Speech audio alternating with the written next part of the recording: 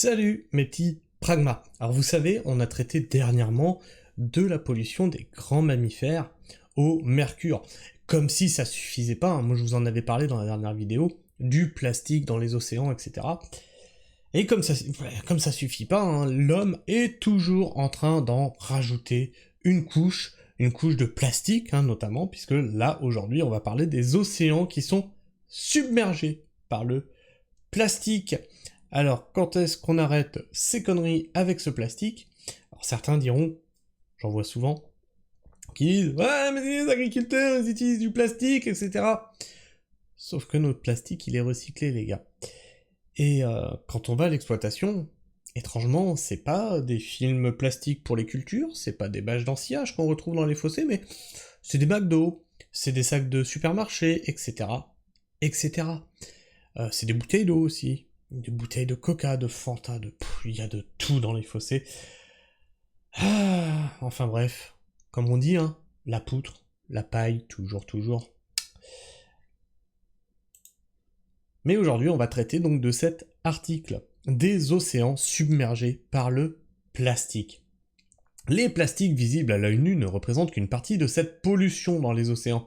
L'essentiel consiste en de plus petites structures. Et effectivement, le soleil, quand il tape sur le plastique, qu'est-ce qu'il fait? Il le désagrège. Et quand il le désagrège tellement de plus en plus petit, que ça finit par être des petites particules de plastoc qui baignent dans l'eau, et ça donne une espèce de soupe dégueulasse. Enfin bref. Ce sont les océanographes qui ont sonné l'alerte à la fin du siècle. Ils identifient dans l'océan Pacifique une zone saturée en débris plastiques de 3 millions de kilomètres carrés.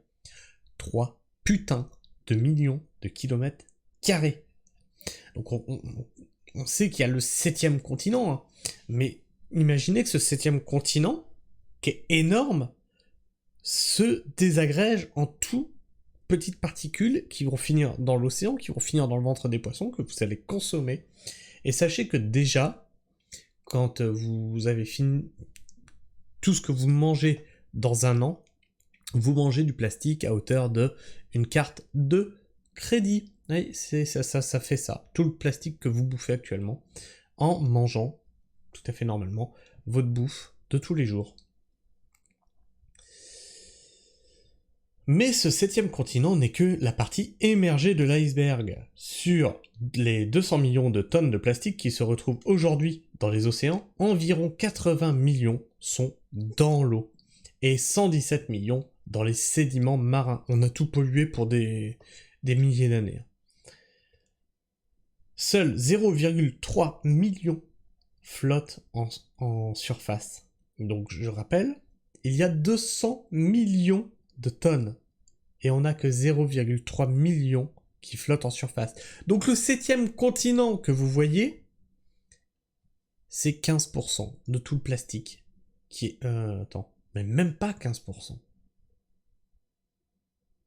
C'est... parce que 10% ça ferait 20. C'est 0,1% de tout le plastique qui existe. 0,1% de tout le plastique qu'on a foutu dans l'océan. Intéressant.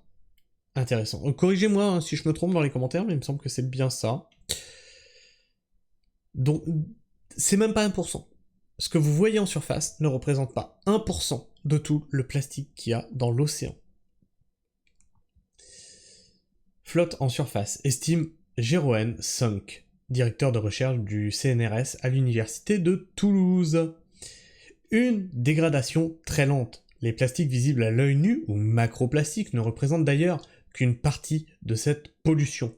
L'essentiel consiste en de plus petites structures, les microplastiques, moins de 5 mm, et les nanoplastiques, moins de 1 micromètre, qui résultent de la dégradation des matériaux sous l'effet des rayonnements solaires et des pressions mécaniques comme celles exercées par les pierres dans les rivières ou les vagues dans la mer.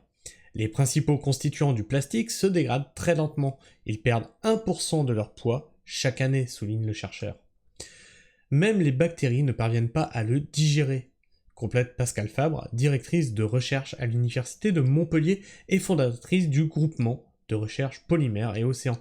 Les plastiques les plus abondants sont les polyéthylènes et les polypropylènes issus de la transformation d'hydrocarbures.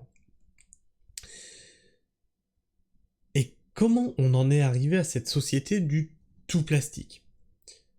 Moi-même, je suis pas très vieux, hein, j'ai 44 ans. Je me rappelle, gamin, voir les bouteilles en verre consignées. Je me rappelle qu'on ramenait les bouteilles en verre au supermarché, elles étaient consignées, on devait les déposer, on avait je sais plus combien de centimes par consigne qu'on ramenait. Et donc ces bouteilles en verre resservaient à remettre du liquide dedans.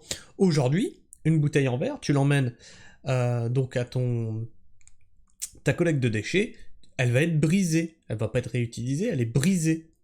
Alors après, peut-être qu'ils en refont du verre, mais on a troqué la bouteille en verre pour de la bouteille en plastique. Plus pratique, peut-être, je ne sais pas. En tout cas, plus polluante. Ça, c'est une certitude.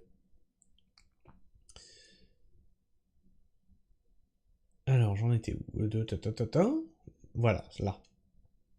Comment agir? Le paradoxe du plastique est qu'il dure très longtemps. Alors qu'on ne l'utilise parfois que quelques minutes, constate Pascal Fabre, et il s'accumule. C'est cela, le principal danger. Les microplastiques avalés par les organismes marins, poissons, crustacés ou planctons, provoquent une inflammation de leur tube digestif, une maladie qui porte un nom, la plasticose, depuis qu'une équipe australienne l'a décrite chez les oiseaux marins, les puffins ou les puffines, je sais pas, souffrant de fibrose digestive, pouvant altérer la croissance et la survie de l'espèce. Et pareil, hein, on est à une époque où, étrangement, il y a de plus en plus de problèmes de digestion et d'intolérance. C'est bizarre, hein? Vous bouffez une carte de crédit par an. Ingérées par les humains, ces molécules pourraient induire des maladies inflammatoires du côlon et altérer le microbiote intestinal. Bon, bah voilà, je le disais juste la phrase d'avant, il le confirme maintenant. Encore peu étudiés, les nanoplastiques qui traversent les tissus et rejoignent la circulation sanguine inquiètent encore davantage. Ce pourraient être des perturbateurs endocriniens. Non, mais on finira tous tout plastique. On va être la société plastique en fait. Même nous, on sera en plastique.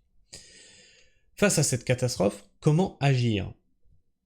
La priorité est de baisser notre production de plastique, 10 milliards de tonnes depuis les années 1950, puis de repenser leur conception en y intégrant une réflexion sur leur fin de vie.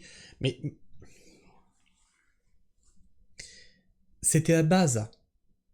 Tu mets un produit en place, tu réfléchis comment tu vas le gérer ce produit. C'est la base. Mais il y a rien qui réfléchit en amont, quoi. C'est un truc de fou, hein. Donc une réflexion sur leur fin de vie, remarque Pascal Fabre. Certains plastiques recyclés sont en effet plus toxiques que leur version de départ, et ceux qui sont issus de matières végétales comme l'amidon de maïs ou la canne à sucre ne sont pas toujours biodégradables dans la nature. Sérieux? Wouah! Bah là je prends une claque un peu.